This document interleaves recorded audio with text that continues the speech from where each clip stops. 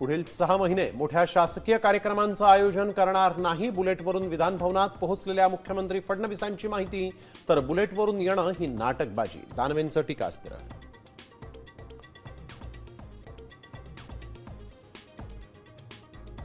पंतप्रधानांनी निवडणुकीनंतर इंधन बचतीचा निर्णय घेतला। निर्णय घ्यायला इतका वेळ का लावला? पवारांचा सवाल। तर 1 दिवस ताफा कमी करून इंधन बचत होणार नसल्याचा लगावला टोला।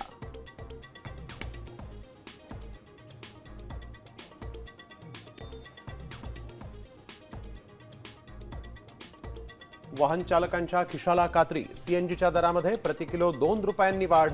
सीएनजीचे दर 84 रुपयांवर, तर प्रवाशांवर भाडेवाढीची टांगती तलवार।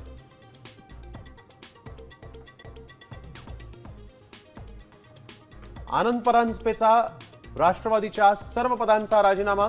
आमदारकी न मिळाल्यामुळे परांजपे नाराज असल्याची चर्चा।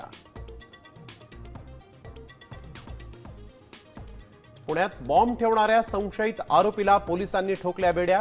हडपसरमधील रुग्णालयात ठेवला होता जिवंत बॉम्ब।